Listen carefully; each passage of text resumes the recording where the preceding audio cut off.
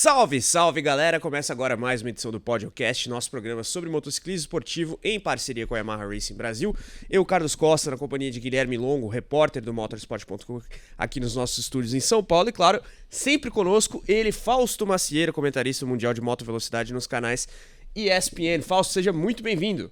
Ei, Carlos Costa, oi, Guilherme Longo, brap, salve rapaziada, ligada no podcast, parceria feroz da Yamaha Racing Brasil e Motorsport Brasil, trazendo tudo, as novidades principais do motociclismo, multipaíses, multipisos, multimodalidades, então é sempre uma satisfação estar com vocês. É isso aí, hoje a gente vai passar por diversos terrenos, diversos campeonatos, sempre fazendo aquele quadro, resumo completo do motociclismo para a galera que nos ouve e assiste. Gui, temos aí um período de pausa na MotoGP, mas a gente tem um noticiário bem agitado com relação ao mercado, também informações chegando ainda depois do GP dos Estados Unidos, estatísticas e tudo mais. O fato é que a MotoGP vive um momento que talvez poucos esperavam no fim do ano passado, com a Ducati contra as paredes em diversos frontes. Seja bem-vindo, Gui. É isso aí, salve, salve, galera, um abraço pra todo mundo. De fato, um início de temporada muito diferente do que a gente esperava ver até a pré-temporada. Quando foi a pré-temporada da Tailândia, uma semana antes do início do campeonato, tudo bem, a Aprilia foi a mais rápida na pré-temporada da Tailândia. Mas o que a gente imaginava na primeira etapa do ano? A Ducati mostrando a força novamente, uma etapa que a Ducati dominou ano passado, o Marc Marquez fez os 37 pontos em jogo, a gente esperava uma coisa mais ou menos assim. O que a gente viu desde então é exatamente o contrário, 3 vitórias do Marco Bezzecchi nas 3 corridas, o Marc ainda conseguindo vencer a sprint do Brasil, o Pedro Acosta vencendo a sprint da Tailândia, o Martin surpreendendo todo mundo, vencendo. Então, um campeonato muito diferente daquilo que a gente imaginava. É uma Aprilia dominante, com o Bezzecchi liderando, mas o Martin também ali, andando próximo, vencendo uma sprint, se colocando na briga pelo título.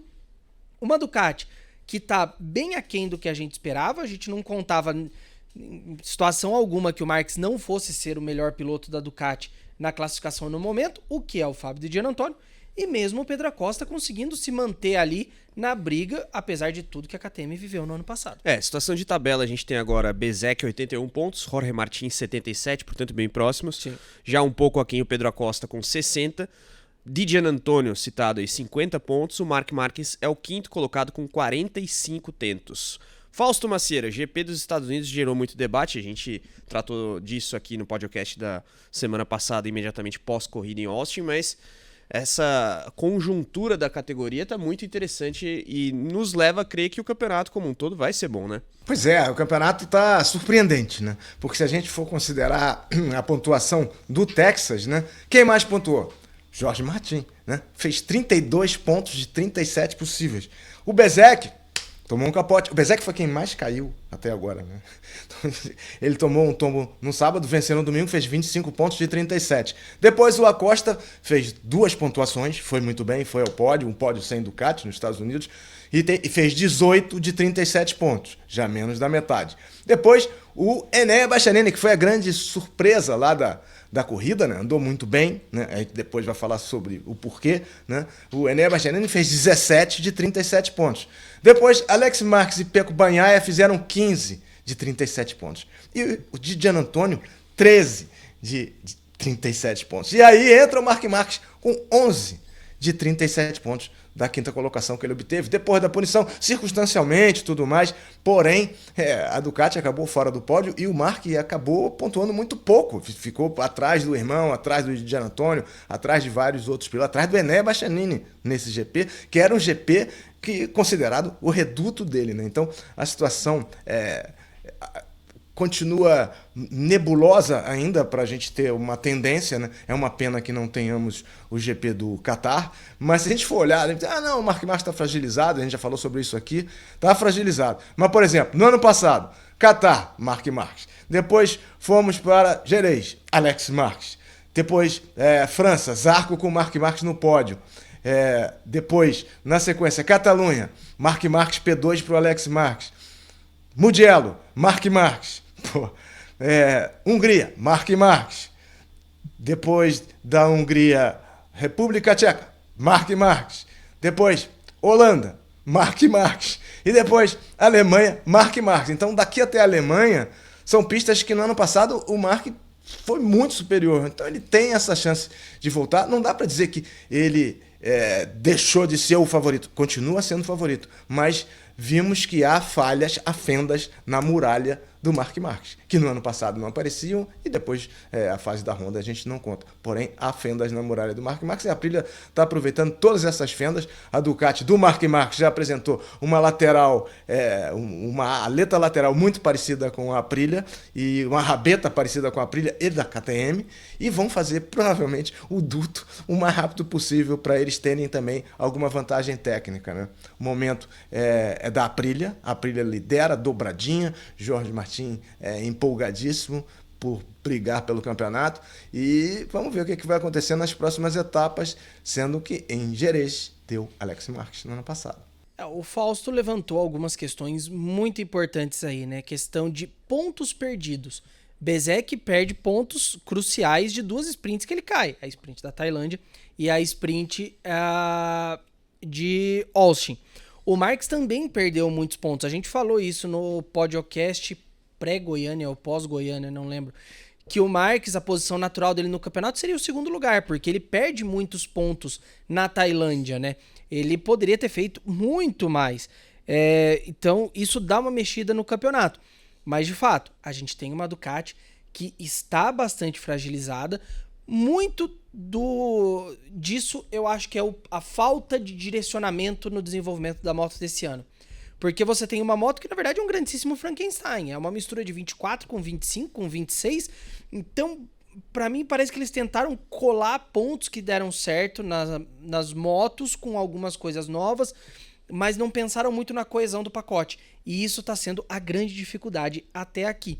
No momento, a Aprilia, que sempre foi conhecida, especialmente depois da chegada do Máximo Rivola, de ser um ambiente fértil para a criatividade, tem dado certo. A criatividade da Aprilia está pagando dividendos. Uma moto que anos atrás, 2020 mais ou menos, era basicamente uma cópia da Ducati, começou a trilhar os seus caminhos próprios e hoje tem a melhor moto do grid. Agora, Fausto, como interpretar, em meio a todo esse contexto, a declaração do Marques de que ele tá devendo, não é tudo uma questão de moto, é uma tentativa diplomática aí de cobrar? Como é que você avalia essa questão, Fausto? Pois ele também não sabe muito o que está acontecendo. A Ducati piorou em entrada de curva, que era um ponto forte da moto, era um ponto forte do Dovizioso, era o ponto forte do Pecco Bagnaia quando foi campeão. Foi o ponto forte dele no primeiro ano da Ducati, nas frenagens, apesar de ter uma moto muito inferior. No ano passado também ele conseguiu equilibrar isso muito bem. E parece que a moto com menos combustível, a moto da Sprint funciona melhor do que a moto com tanque cheio. Ele não está conseguindo tirar proveito da moto com tanque cheio e pneus novos. Porém, na Sprint, ele tem ido bem, né? Foi segundo na Tailândia, era para ter sido primeiro, né? Teve aquele, né, lá no final. Foi no Brasil, foi primeiro, né? E também nos Estados Unidos, se não fosse o acidente, estaria no top 3. Então parece que a moto, ou talvez o preparo físico também, pelo fato de ser uma corrida menor, esteja menos difícil de pilotar no sábado do que pilotar no domingo. Mas se você já compromete na sexta levando um tombo, como ele levou nos Estados Unidos, aí já compromete o fim de semana inteiro. Apesar disso, ele largou na segunda fila, né? Apesar disso, ele brigou e tudo mais. Mas parece ser um problema mais da moto, né? Porque o Bagnaia também sente. O único que está gostando realmente da moto é o Di Giannantonio, que está andando muito bem, né? Aproveitando a oportunidade e criando uma dor de cabeça tremenda para 2027, né? Porque se pensava que o Di Giannantonio estaria fora em 2027, o Franco está bem fora, né? Mas o Bulliga quer entrar e tal, então está acontecendo uma porção de coisas e o Mark está protelando, o fato é esse, a renovação do contrato dele, né? Protelando, já era para ter renovado, e ele é o determinante do resto das peças se encaixarem, como foi no ano passado, né? Como foi no ano passado, quando falou que para a equipe oficial, aí mudou o mercado inteiro. E eu acho que ele está protelando porque ele não tem certeza do que vai acontecer. Porém, ele vai jogar todas as cartas dele na consistência para ganhar esse 10º título em 2026.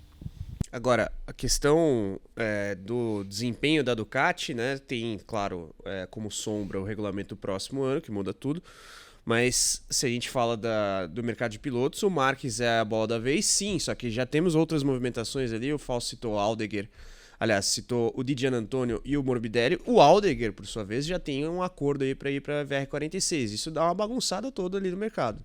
Dá uma bagunçada. Para contextualizar pra galera, né? O Aldegger, ele é um piloto contratado pela Ducati. Ele não é um piloto contratado pela Gresini. Então a Ducati determina aonde colocar o piloto espanhol. E as conversas de bastidores é que a Ducati já definiu que o Aldegger não segue na Gresini ano que vem, vai pra VR46. E nesse contexto todo a gente tem a possibilidade até da Gresini deixar de ser uma equipe satélite da Ducati. A gente sabe, confirmado, que rolou uma conversa entre a Nadia Padovani e a cúpula da Ducati em Goiânia. Existe uma confiança da parte da Ducati de que a estrutura de equipes satélites não vai mudar ano que vem, vai continuar tendo 6 motos e as 2 equipes satélites atuais, a VR46 e a Gresini, mas é inegável que existe um ponto de conflito nessa discussão. O ano que vem, a Ducati não vai poder aplicar essa estrutura de motos desatualizadas. É um regulamento novo, é uma moto nova, não dá para colocar a moto de 2026 no grid de 2027. Então todo mundo vai andar com moto atualizada. Só que uma tecnologia nova implica também no que? O aumento do custo. Mais do que a Nadia Padovani estaria disposta a pagar para a Ducati nesse momento. Então esse é o ponto de conflito. A MotoGP nesse momento ainda discute, né? Eu vou usar o termo que a gente usa na Fórmula 1, mas não é o mesmo para a MotoGP. Está sendo discutido o Pacto de Concórdia, que é o documento que rege toda a governança da categoria e a divisão das receitas para as equipes. Só a partir da assinatura desse documento que as equipes satélites, a Gresini incluso, vai saber o quanto que vai ter para receber da Dorna e o quanto que vai poder usar para comprar as motos do ano que vem.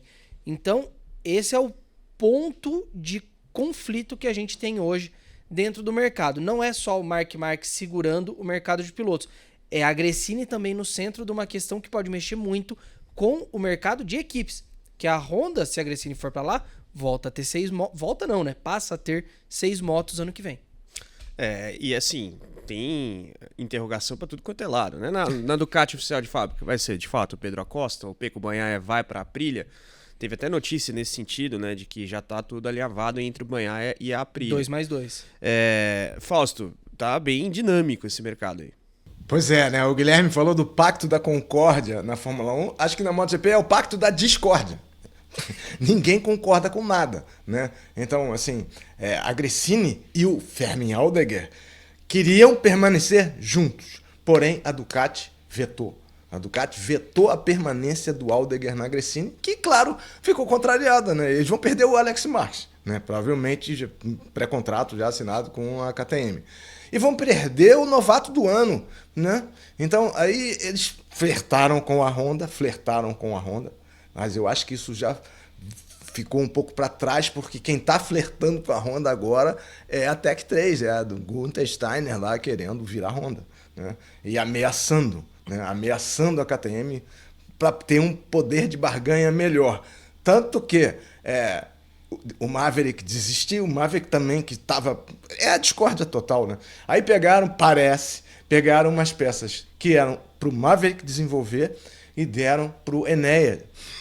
E aí o Enéas andou bem no sábado. E aí o Acosta falou, que componente é esse? Eu quero também. Ele usou também e foi ao pódio no domingo. Então, aí o Steiner deve ter pensado, mas os caras estão, né, fazendo dois pesos, 2 medidas dentro da minha equipe, né? Então, acho que a situação pode mudar. E porque tem esse negócio que o Guilherme também mencionou com propriedade, o preço das motos 850 vai ser muito maior do que o preço das motos 1000 leasing, das 850. Aliás, é uma pena que a gente não possa ver umas 1026 brigando com as 850-27, igual foi em 2002, as 500 brigando com a 990. Não tivemos isso da 990 para 800 e depois voltou para 1000. Não tivemos essa transição dupla. Mas... Aí eles, para agradar a Gresini, para a Gresini deixar a Honda para trás, oferecem, mas não é deles, né? Enea Bastianini, voltando, né? E o Nicolo Bullega, né? Aí o Di Giannantonio ficaria na VR46 e receberia o Fermin Aldegger. E na equipe oficial, Marques e Acosta. Só que o Marques sabe que o Acosta vai chegar querendo pé na porta, né? Como vem fazendo, né? Desde mesmo sem um equipamento tão competitivo.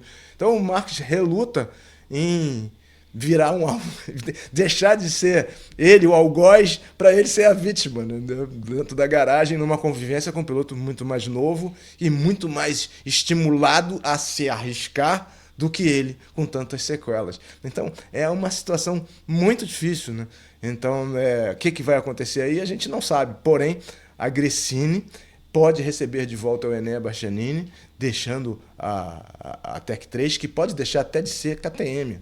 Então, a situação está muito mais para a discórdia do que para a concórdia nesse momento, inclusive um momento em que o Marques não é tão intocável, a Ducati não é tão intocável. Então, as hienas, né, capitaneadas pela Hiena Mor, né, pela líder do campeonato Aprilia, e Marco Bezzecchi, estão aí na frente do campeonato. Mas eu falei sobre esse negócio de quedas. O Bezzecchi foi quem mais caiu. Eu fiz essa pesquisa. O Bezzecchi foi quem mais caiu de todos os pilotos até agora. Tudo bem que a MotoGP tem a corrida sprint no sábado e tudo mais. Porém, o Bezzecchi caiu 6 vezes. Aí, com 4 quedas, Martin, Acosta de Gian Antonio, Ogura, Miller, Mir, Franco Morbidelli e Luca Marini, que é um piloto que pouco cai. Nosso Diogo Moreira, 2 quedas. Né? Boa, Diogo Moreira tá bem. Aldegger e Raul, 0 quedas. O Aldegger também não participou da etapa da Tailândia. Né? Na Moto 2, o Garcia foi quem mais caiu, com 5 quedas. Na Moto 3, o Buchanan foi quem mais caiu, com 5 quedas. Então temos, no total, 61 quedas na MotoGP, que tem um dobro de corridas. 54 na Moto 3, 54 na Moto 2 e 48 na Moto 3. Total geral até agora, 163 acidentes, sem contar os das Copa Baggers. Queda torto e direito. Agora, foi legal o Fausto ter trazido as informações de Moto 2 e Moto 3, até porque tem a galera da Moto 2 de olho em vagas na MotoGP também, né, Gui? Em negociações importantes. Segundo o AS, o jornal espanhol, a gente tem a dupla da Aspar negociando e com negociações avançadas. O Daniel Gado, a informação é que ele estaria negociando com a Gresini e Davi Alonso com a Honda de fábrica. Diretamente uma estreia na Honda de fábrica, o que já cria um outro conflito, porque a gente sabe que o contrato do Diogo Moreira tem a oferta de subir para a equipe de fábrica em 2027. Como é que ficaria isso? E se de fato o Fábio Quartararo for para a Honda, uma das motos de fábrica é dele, né? Isso é indiscutível. Bom, assim, acho bons nomes. Tem que ver como vai se desenrolar a temporada de Moto 2 2026 aí para eles e, claro, o impacto disso tudo no próprio Diogo Moreira. Mas o Gui citou a fonte aí dessa notícia, que é o AS. Se não me engano, o AS também é responsável pela reportagem acerca do Pecco Bagnaia. Pecco Bagnaia indo para a Aprilia. No momento em que a Aprilia se consolida como moto, talvez a melhor, o próprio Rivola falou isso, pelo menos nesse início de temporada 26, aí vem a história de ter um piloto que está muito em baixa, chegando, claro, com o Jorge Martin potencialmente saindo. Estaria fechado, inclusive, com a Yamaha. A situação é difícil. Eu acho que a Aprilia fechou já com o Bezzecchi e o Pecco Bagnaia. É uma dupla dos sonhos para a Aprilia, né? Um piloto que pode ser campeão mundial esse ano, está na briga por isso, precisa cair menos, né? Pelo menos cai no sábado, não cai no domingo, mas contar com um bicampeão mundial, um tricampeão contando o título da Moto 2 na garagem, 2 italianos com motos italianas, eu acho que vai ser muito bom.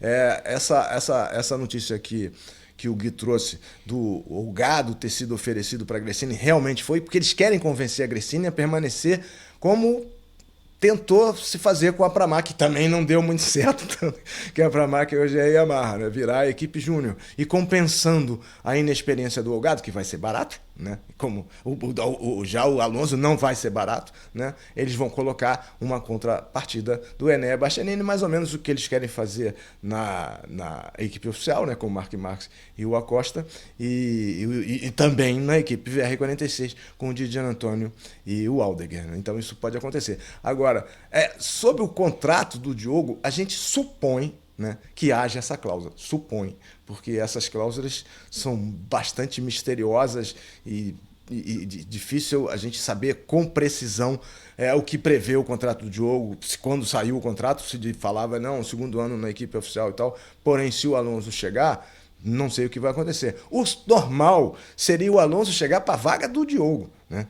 E o Diogo subir para a vaga que vai abrir, né? Que o Mir e Marini não se sabe ainda, é o samba do piloto doido, né? Para onde vão, e o Diogo subir para a equipe oficial ao lado, provavelmente, do Quartararo. Aliás, você falou em Quartararo, Carlos, o Quartararo foi questionado depois da corrida do Texas, primeiro sobre aquele tombo que ele caiu da moto, não sei o que aconteceu, foi um tombo estranhíssimo, né? E também que o tempo de volta dele, de 2026, foi meio segundo mais rápido que o tempo de volta dele em 2025. Um ano muito bom para ele, e de 4 em linha. Então, o V4 começa a dar uns vislumbres de que pode se sobrepor ao 4 em linha. E a gente lembra que no ano passado, agora a próxima, né, corrida em Jerez, ele foi muito bem. Ele fez a pole, caiu na corrida sprint, vencida pelo Marc Marques, né, e fez segundo na primeira vitória do Alex Marques, né, segundo em Jerez. Então ele fez pole e fez pódio no GP completo, de 4 em linha. Se ele, numa pista que tem uma reta de 1.200 metros, andou meio segundo mais rápido de V4, isso pode ser que seja uma previsão de que ele vai andar bem também em Jerez, onde ele andou muito bem no ano passado, com a nova motorização. O que para o campeonato é extremamente interessante, porque aí ele carrega o Toprak junto com ele, né? Carrega o Rins em menor escala e o Miller também em menor escala, mas carrega o Toprak junto com ele. E o Toprak, nessa disputa que está 9-1 para o Diogo, o Toprak tem mostrado também vislumbres de rapidez, como ele mostrou em Goiânia, quando estava piso molhado, como ele mostrou em alguns momentos. E esse fato da 4 em linha andar menos rápido do que a V4 numa pista enorme como essa, eu acho que sem dúvida é um alento para a Yamaha. Temos que ficar de olho aí nessa briga de desenvolvimento também, né? Até pela mudança de regulamento que teremos a partir do próximo ano. Se citou a Yamaha, né? É curioso ver o Andrea Dovizioso hoje ali vinculado à Yamaha, falando do seu antigo algoz Marc Marques e cravando que a situação do Marques é mais delicada do que se pode imaginar, né, Gui? Querendo ou não, acho que a pessoa que mais entende de Marc Marques no grid da MotoGP se chama Andrea Dovizioso.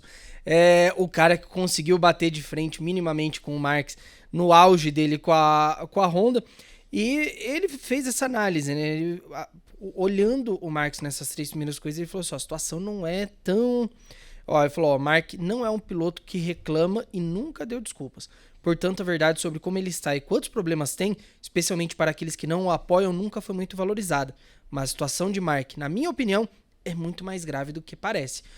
Querendo ou não, o Marc, ele dá essa declaração em Austin, né, de que não é a moto, sou eu, talvez para apagar um pouco o incêndio da crise que a Ducati está enfrentando, mas tem um pouco de realidade, porque em Goiânia ele falava um pouco sobre isso, né? Eu ainda não tô 100%, eu ainda não tô de volta, a situação não tá perfeita. Então tem um pouco, a questão é que o Dovi dá uma coisa a mais sobre a gravidade da situação, que realmente a performance do Marc ainda está muito impactada pelo acidente no ombro do ano passado. E agora, eu tô até olhando o calendário aqui, com a gente tendo o cancelamento do GP do Qatar, uma boa pausa, próxima etapa GP... o último fim de semana de abril. Exatamente, GP da Espanha em Jerez, 26 de abril. Claro, no dia anterior, no 25, temos a corrida sprint e a classificação. Tem um tempinho aí para a próxima etapa, mas certamente Marc Marques e Ducati refletiram muito nesse período, hein, Fausto? Pois Carlos, eu acho que essa informação do Vizioso é mais um desejo, tá? Não é muito uma avaliação, é um desejo. É um desejo de todos os italianos que o Marques não ganhe esse 10º título. É um desejo. Qual é o desejo principal? Que o Marco Bezek vença o campeonato. O Jorge Martin, o Didier Antônio, o desejo principal é o Didier Antônio. Mas vocês veem o Didier Antônio brigando pelo campeonato? Apesar dele ser a melhor Ducati no campeonato? Difícil, né?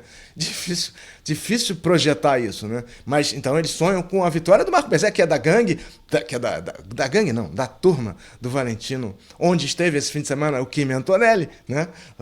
Foi lá no rancho e tal, foi uma festa tremenda. Então os italianos querem que pelo menos fique em empate esse duelo, essa rixa que se criou e se aumentou entre o Rossi e o Marques. Porém, apostar que o Marques tá numa situação muito grave, ele sabe que ele não é o mesmo, ele sabe, mais do que ninguém. Ele sabe que ele não é o mesmo piloto do que já foi no passado. Mas ele tem experiência suficiente para jogar com isso, como o próprio Rossi fez, né, depois de... O Rossi foi vice em 2016, né? O Rossi fez boas corridas ainda no final da carreira. Eu acho que o Marques não vai chegar nesse nível, mas ele está mirando numa nova forma de agir, que é a mesma coisa que o Jorge Martin falou. O Jorge Martin falou assim, olha, eu não estou 100% fisicamente, e vocês vão me ver forte no final do campeonato. Então tem muita gente apostando em chegar daqui a 19 até 38 corridas com chance de brigar pelo título mundial, o que para quem gosta, para quem acompanha, para quem torce por corridas disputadas até o fim, é bom demais. Mas dizer que o Marques está fora, depois de você olhar essa lista de pódios dele, é difícil dizer que ele está fora. Ele talvez não seja mais o implacável, né? A gente já viu que ele pode ser superado, mas ele sabe as dificuldades, sabe as sequelas, vai jogar talvez mais forte ainda nas corridas sprint, porque a moto está mais leve, ele pode voltar a usar a aerodinâmica 26 quando ele quiser, ele está usando a 24 por causa do problema físico, acabou de sair da pista mais difícil fisicamente do campeonato, né? Frenagens fortes de primeira marcha e tudo mais, e ele foi razoavelmente bem, né? Não fosse a pancada, ele estava na briga na sprint, e depois de dar uma volta longa fez top 5 na classe principal e corre em casa, né? Bem, MotoGP bem coberta, temos aí 3 semanas até a próxima etapa. Vamos falar um pouquinho do que vai acontecer também nos próximos dias, vamos trocar um pouquinho o cenário europeu. Pelo Brasil, vamos falar de Moto 1000 GP, o Campeonato Brasileiro de Moto Velocidade, abre a temporada 2026 nesse fim de semana, aqui em São Paulo, em Interlagos, a primeira de 8 etapas do campeonato. Passagens marcadas por Goiânia, Cascavel, Cuiabá, Santa Cruz do Sul, mais uma passagem por Interlagos e o fechamento em Goiânia, lá em dezembro. As classes, aquelas que a gente já conhece, né? GP 1000, GP 600, GP Light entrando esse ano, a Daytona 660 e, claro, as 3 classes da Yamaha, R15, R3 Talent e R3 Cup, e a entrada da Moto 4 Latin America Cup, que vai entrar aí na programação correndo aqui no Brasil. E antes de passar para o Fausto, uma observação, né? A segunda etapa do Moto 1000 GP já é em Goiânia, último fim de semana de maio, aliás, penúltimo fim de semana, 24 de maio. Eu entrei em contato aqui com a assessoria do Moto 1000 GP para ver se eles já têm algum posicionamento, alguma visão, e eles me mandaram agora há pouco o seguinte comunicado. A organização do Moto 1000 GP não foi notificada pelo Autódromo de Goiânia sobre qualquer necessidade de alteração de data. Por isso, entendemos que a etapa está mantida e que a pista estará em condições de receber o evento no fim de maio. Então, por enquanto, está mantida a data, segunda etapa, 24 de maio, em Goiânia. Mas, Fausto, antes da gente se preocupar com essa questão de Goiânia, tem muita ação vindo aí nesse fim de semana em Interlagos. Pois é, muitas categorias, né? A estreia da Moto 4 Latinoamérica, a R3, a R15, a GP 600, a 600 Light, a 1000. Então vai ser um fim de semana muito bom, né? Ingresso a partir de R$15, que é, tendo em vista o que nós temos acompanhado por aí, é muito em conta. Vai ser uma grande festa cheia de atrações. Interlagos é muito bem situado geograficamente, não é à toa, é cobiçado para ser um empreendimento, e tomara que isso não aconteça nunca, jamais em tempo algum, né? Mas é muito central e vai ser uma grande estreia. O Moto 1000 GP pegou um outro ritmo depois que a Yamaha patrocinou, montou a estrutura para a R3, depois estendeu para a R15, e isso ajudou demais o campeonato a se fortalecer. É um campeonato mais importante do asfalto no Brasil e acredito que vai ser uma temporada cheia de emoções, com muitas disputas, e vai valer demais a pena ir a Interlagos. Pena que eu moro longe. Boa. Ó, a gente sai da Europa, aliás, a gente saiu dos Estados Unidos, veio pro Brasil e agora volta pros Estados Unidos para falar de AMA, meu caro Guilherme. Tivemos etapa nesse fim de semana. Vamos entrar no nosso bloco de off-road, porque aconteceu muita coisa no último fim de semana e vai acontecer muita coisa esse fim de semana também. Começando então com o que correu nesse último fim de semana, a AMA Supercross, etapa de St. Louis, a 12ª de 17, tá chegando o final do campeonato. Na 450 SX, Vitória do Ken Roczen, é o terceiro triunfo dele na temporada, o segundo consecutivo, já entrando bem aí na briga, que deu uma boa embolada. O Justin Cooper da Yamaha foi o segundo colocado, o Hunter Lawrence em terceiro. Quando a gente olha para o campeonato, Eli Tomac e Hunter Lawrence empatados, 245 pontos para cada, o Ken Roczen 240, então top 3 separado por apenas 5 pontos. E o Cooper Webb já um pouquinho mais longe, mais ainda vivo nessa disputa, com 220. Na 250 SX, tivemos o encontro das costas, leste e oeste competiram juntos esse fim de semana. E tivemos dobradinha da Yamaha, vitória do Hayden Deegan, da costa oeste, é o sexto triunfo dele pela classe, em 8 etapas, impressionante o que o Deegan está fazendo esse ano, e o Cole Davis, da leste, foi o segundo colocado, e os dois, inclusive, lideram as respectivas costas. A costa oeste, Hayden Deegan tem 190 pontos, contra 133 do Levi Kitchen e 130 do Max Enst. Na costa leste, Cole Davis tem 136, Seth Hammaker 125 e o Dexton Bennick 103. Próxima etapa, já nesse fim de semana, Nashville, que a gente vai ter a 450 SX e a 250 leste, a oeste voltando só em maio para as duas etapas finais. Fausto, estamos chegando perto do final do campeonato. Na 450 SX está pegando fogo e a 250 uma disputa bem legal aí misturando as duas costas. Pois é, rapaz, a corrida foi muito boa. As corridas todas foram muito boas, mas essa pista, St. Louis, ela tem a melhor barro, o melhor chão da temporada. Então ela tem muita aderência, sabe? As sequências. A pista era muito difícil, não eram as sequências. Que na semana passada, o problema em Detroit foram as costelas. Nessa não, era uma sessão de ritmo imensa. E o Deegan já estraçalhou no treino. Ele marcou um tempo 2 segundos abaixo do segundo colocado na 250, das duas costas, e botou 7 décimos no melhor tempo da 450. Ele botou 7 décimos no melhor tempo da 450. De 250, andou 7 décimos mais rápido do que o pessoal da 450. Então, ele deitou, né? Andou bem demais, venceu o campeonato. Ele já, a concorrência já não tem mais chance, porque o Anst, ele precisava que o Anst fizesse de sexto para baixo, para ele garantir por antecipação o título. E o Anst fez nono, não foi bem, e ele conquistou esse título. E na final, o Cole Davis anda bem demais, da Nova Zelândia, né? Largou na ponta, o Deegan largou em sexto, sétimo, veio jantando, passou e ignorou o Davis. O Davis, coitado, não pode estar até meio para baixo, porque passou por uma facilidade incrível e ganhou por 13, deixa eu ver aqui o resultado, ganhou por 15,6 segundos de vantagem para o Cole Davis. 15, numa pista de 57 segundos. Pô, ele sumiu, desapareceu, conquistou o título. Desde 2005, um piloto não conquistava um título de 250 das costas com 2 etapas de antecedência. Desde o Michael Pichon, francês, em 2005, quer dizer, mais de 2 décadas para essa marca do Deegan, que vai para 450 e vai com tudo para 450, porque a gente já viu no Mundial do Supercross o quanto ele pode andar, e já está treinando de 450 e de 200. Ele emendava umas sequências que as 450 não emendavam, porque a 250 mais levinha, vira rápido, o piso era ótimo, ele virava nas curvas, foi bem demais, passeou. O Seth Hammaker completou o pódio, mas eles vão brigar entre eles lá, né? Uma pena, o Joe Shimoda já se machucou logo na primeira hit, na primeira classificatória. E na 450, tremendo pega, vitória sensacional do Ken Roczen, né?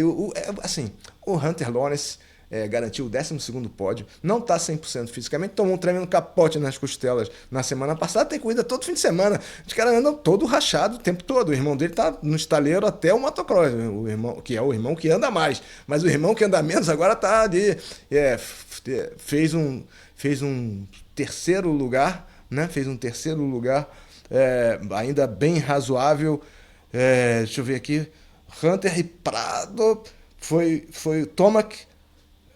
Peraí, deixa eu ver o resultado aqui. Hunter foi P3, né?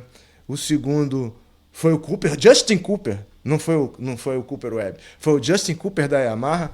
Na melhor atuação da carreira dele, nunca venceu o Cooper. Né? Mas está em grande fase, está andando muito. Porém, ainda assim, tomou 13,2 segundos do Roczen. O Hunter largou na frente e o Jorge Prado anda muito bem, larga melhor ainda, ficou brigando com ele. Aí veio o Roczen, passou os dois e foi embora e ganhou 2 seguidas, coisa que não acontecia com ele desde 2021 e mais. Entrou na briga, como o Guilherme disse, está a 5 pontos dos 2 líderes empatados. O Tomac acho que caiu num treino e não estão liberando a notícia que ele está machucado, mas não é o Tomac que nós estamos acostumados a ver. O Tomac fez top 5, mas não deu batalha para ninguém, foi ultrapassado por vários pilotos, então acho que ele está machucado. Mas ainda assim, ele, por sorte, está empatado com o Hunter. Mas se ele tiver realmente machucado e tem corrida esse fim de semana, vai ser difícil para ele. Porém, o Roczen está embalado para um título que ele nunca conseguiu vencer. Está lá uma década, quase perdeu o braço, já teve sequelas grandes, é um piloto com mais idade, até com além de 30, tem a única moto no grid que não tem partida elétrica, que tem kick, né? Então ele talvez compense essas desvantagens todas com uma vontade, um entusiasmo de quem saiu da Alemanha Oriental muito pobre para ganhar um título mundial, se mudar para os Estados Unidos, conseguir a nacionalidade norte-americana e se destacar. Ele tem uma torcida igual a dos americanos, ele é alemão, ele tem uma torcida igual a dos americanos e eu acho que merece muito ganhar esse título. Porque, assim, o Hunter tem um horizonte maior do que o dele, né? O Hunter, acho que é mais rápido que ele, porém, ainda não está 100% fisicamente. E ele não quis saber, abriu 13 segundos do Cooper, quer dizer, provavelmente mais de 15 do Hunter, que, empatado na liderança, tem agora uma ameaça real do alemão e tem um Tomac que a gente não sabe como vai se sair na próxima corrida, que vai ter, mais uma vez, um grande pega, especialmente na 450. Vontade de assistir, que chegue logo o sábado. É isso aí, expectativa alta. E ainda seguindo no off-road, no cross, a gente tem atração também na Europa, Guilherme. Isso aí, mais uma etapa do Mundial de Motocross, a etapa 4 de 19 lá na Sardenha, Riola Sardo. E se a gente falou, né, o Fausto mencionou os irmãos Lawrence no Mundial de Motocross, a gente tem os irmãos Kennen, que os dois estão no top 3 de suas respectivas classes. Na MXGP, o Lucas Kennen está na liderança, 136 contra 129 do Tom Viale e 124 do Jeffrey Hurlings. Na MX2, liderança do Simon Langenfelder, 149, o Guillaume Farré, 127 e o Sasha Kennen, 124. Fausto, o que dizer da pista, né, o traçado de Riola Sardo? O que os pilotos vão esperar esse fim de semana? Sufoco. Essa pista é muito difícil, 1.750 metros, areia pesada, não é aquela areia do Brasil, é areia marrom, pesadona, tipo as areias holandesas, ou seja, os holandeses devem se dar bem, mas os belgas, os Kennen são belgas, a Bélgica é o país do motocross, então eles têm grande vantagem. No ano passado, deu Tim Geiser, né, que hoje está na Yamaha, na cabeça na MXGP 450 e o Cade Wolf, campeão na 250. Vamos ver o que vai acontecer. O Lucas Kennen foi em segundo na época, no ano passado, que ele andava de 250. Ele é o estreante na 450, está liderando o campeonato. Ou seja, a Bélgica não deixa de fornecer pilotos com grande talento, apesar de ter dificuldades de manutenção de pista, ambientalismo e tudo mais. Os belgas andam sempre rápido e os holandeses são especialistas em pistas de areia, então a gente tem o Jeffrey Hurlings ali brigando por mais um título. O Romain Febvre nesse início de temporada não está tão bem defendendo o seu título. Vamos ver o que vai acontecer lá em Riola Sardo, que vai ter europeu, né? Vai ter europeu em Riola Sardo também, né? Confirma, Guilherme? Isso, vai ter. Acho que sim. No europeu a gente tem o Garcia liderando com 160 pontos, o Jake Cannon em segundo com 73 pontos e o Betty Busso em terceiro com 54 pontos. Betty Busso que está chamando a atenção da imprensa internacional. É uma surpresa imensa. O Betty Busso está na terceira colocação no Campeonato Europeu, na primeira temporada dele, vindo de outra situação, outro continente.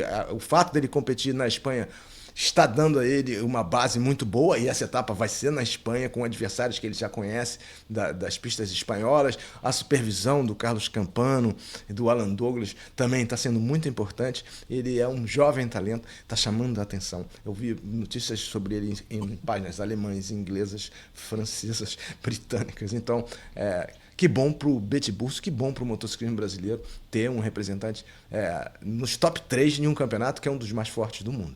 O B tá mandando muito bem, né? Já teve pódio dentro de corridas e tá aprendendo muito rápido dentro de um contexto que é muito difícil. E eu acho que agora a gente vai pro lado oposto, né? A gente falou de um brasileiro que a gente está exportando para o mundo, vamos falar também de pessoas, pilotos de fora que estão vindo correr no Brasil.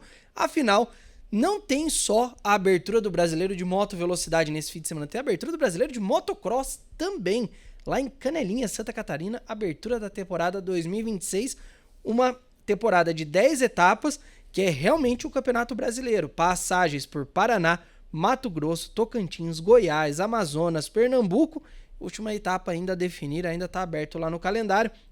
E olha, a gente tem um grid de peso, vocês que acompanham o podcast aí já há mais de 2 anos, sabem dos nomes que a gente fala sempre aqui no Brasileiro de Motocross, e esse ano tem um a mais ainda, a Yamaha importando simplesmente o atual, no caso do ano passado, terceiro colocado do Mundial de Motocross, Glenn Coldenhoff, na formação dessa equipe nova, né, Yamaha C6 Bank e MS fazendo um grupo aí, ó, Glenn Coldenhoff, o Gabriel Tomati, Luiz Felipe Rocha, Gustavo Torres e o Vitor Hugo Rocha.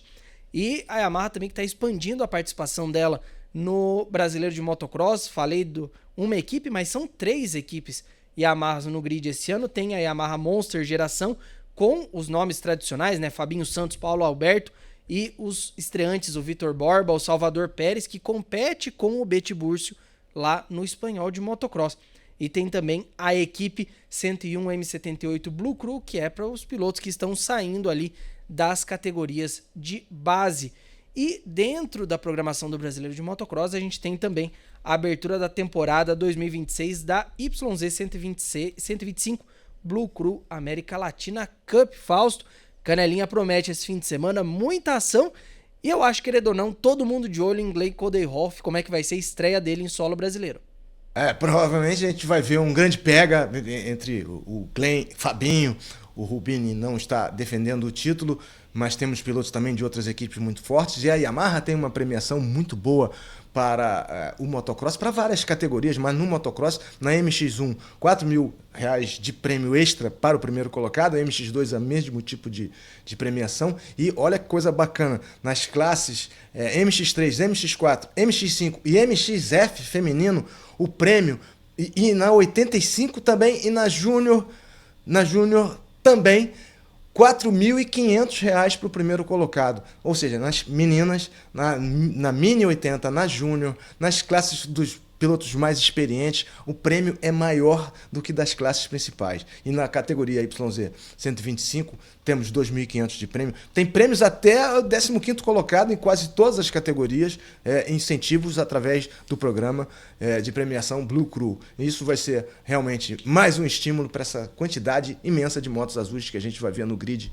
de Canelinha, que é um lugar tradicional, fica a 70 quilômetros mais ou menos de Florianópolis. Já recebeu 2 vezes o Mundial de Motocross, tive a satisfação de assistir um desses grandes prêmios, e volta agora, há 2 anos, voltou para o calendário em outra pista, que é na Fazenda Silva Neto, uma pista de 1.500 metros, topografia do terreno íngreme, desenho desafiador. Vai ser um grande pega a MX1 GP do Brasil, que vai fazer apropriadamente também nesse fim de semana uma homenagem ao nosso multicampeão brasileiro Milton Becker, o chumbinho que nos deixou infelizmente no início do ano. Então vai ser uma festa inesquecível, início de um campeonato que vai ter pilotos de vários países brigando por um título cada vez mais prestigiado, né, no motociclismo, no cenário internacional. Vai ser muito bom.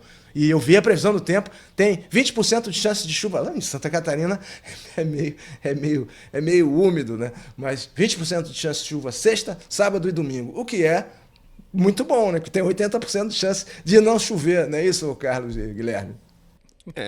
Tem que ficar sempre de olho na previsão do tempo. É pertinente, especialmente naquela região por lá. Mas bem lembrado a situação do Chumbinho também, né? Um tributo, eu acho que muito justo e promete o fim de semana como um todo, Brasil afora e na gringa também, né, Gui? Um fim de semana muito bom, aproveitando aí a pausa da MotoGP, fica o convite para vocês, né? Não assistam só o MotoGP, assistam as outras categorias. A gente tem tanta coisa legal rolando, tantos brasileiros mandando bem lá fora, né? Vamos ficar de olho no Betburso, ficar torcendo aí, quem sabe não consegue mais pódios, se colocar mais próximo aí dessa briga pela vice-liderança. O título no momento tá difícil, né? O Francisco Garcia tá dominando, fez 100% dos pontos que ele podia ter feito até agora. Mas quem sabe já chegar ali, pô, brigando pelo vice-campeonato na primeira temporada na Europa, seria maravilhoso. Então vou ficar de olho em todas as classes e torcendo aí pelo sucesso dos nossos brasileiros. É isso. Fausto, grande abraço. Bom, eu que agradeço, muito obrigado pela oportunidade, abraço para você, Carlos, pro Gui, muita coisa acontecendo na pista, fora dela, no asfalto, na terra, e a gente sempre procurando trazer para vocês o que de mais importante acontece, bastidores e tudo mais no motociclismo esportivo, que é a nossa razão de existência, pelo menos a minha é. É isso, rapaziada, aquele abraço, boa semana para todos, Burp, acelera Brasil!